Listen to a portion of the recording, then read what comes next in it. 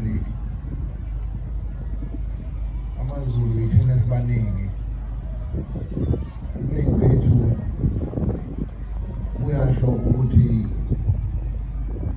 siqamile sisobala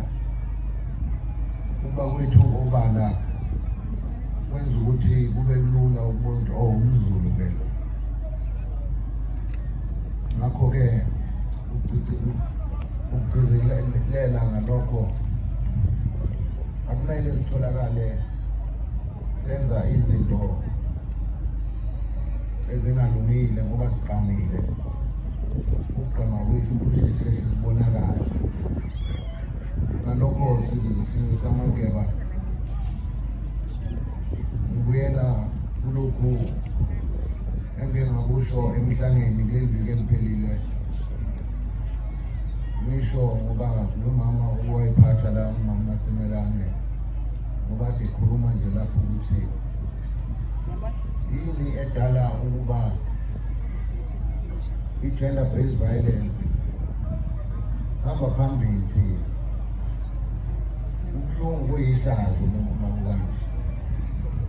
othi izwe nje njengoba lingaka sesibezobala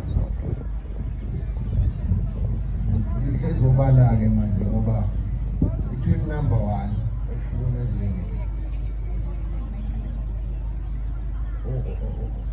abesifazane ney'ngane so unumber 1 akusiyo-ke into leyo esingathi siyisizwe siyaziqhenya ngayo cha mina besilo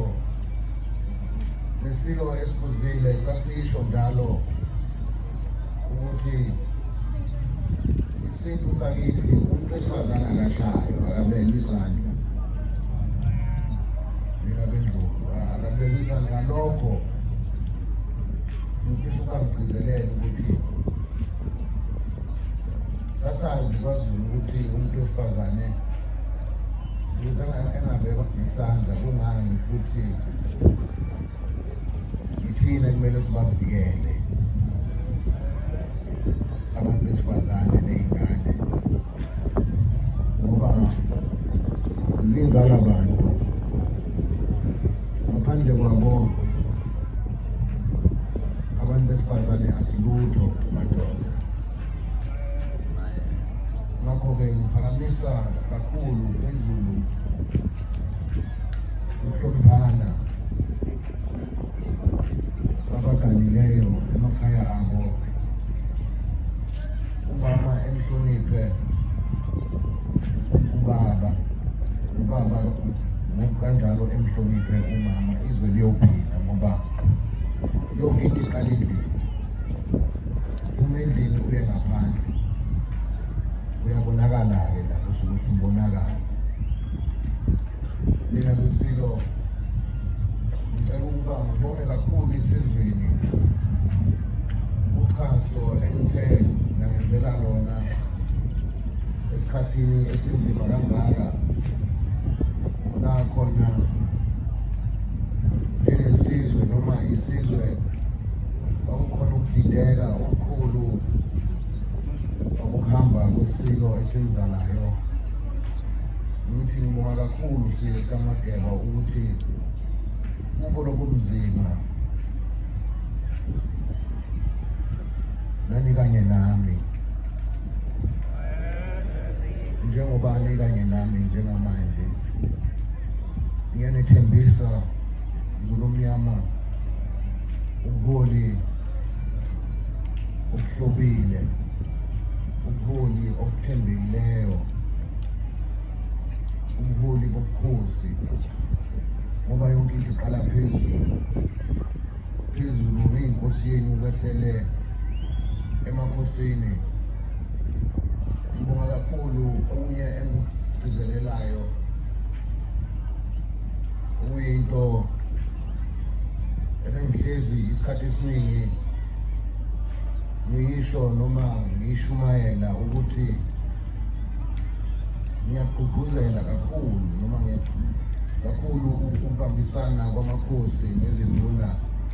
ey'ndaweni zamakhosi namakhansela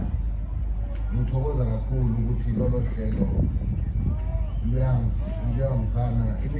imiphakathi iyophila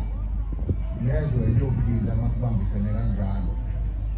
ngoba ngiyafisa ukuba isizwe sikaZulu sibe isibuko wonke kwethu uhambe phambili nezinto ezinhle, singashayasasha ukuthi sihambe phambili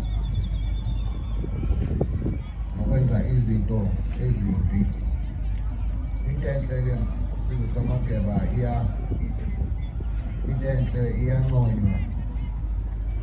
into enhle iyisibusiso. Ngalokhu lolu suku lanamhlanje ngiyathandaza ukuba isilo sabandukuza siphile phakathi kithi ngamunye wenu, umoya wobuqhawe, umoya wobuhlakani,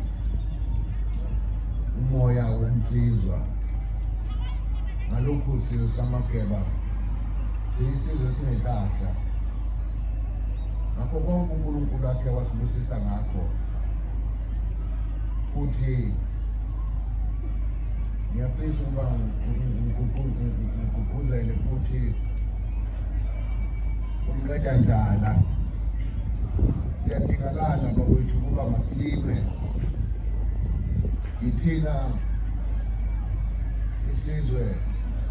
esinomhlaba omningi nomkhulu eSouth Africa yonke. Kumele ngabe yithina esikhiqiza ukudla kwalelizwe, kodwa ngiyabona ukuthi sisengakafiki kulelo zinga ebengifisa ukuba siyisizwe sifike kulona, ukuba silime kube yithi nomhlabathi wethu ngokubambisana namakhosi nesilo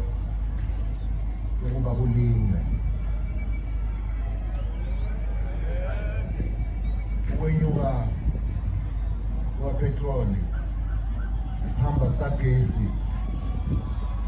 la ubona khona ukuthi kuningi eSouth Africa okusamele sikwenze ngendlela nangohlelo lokuphila.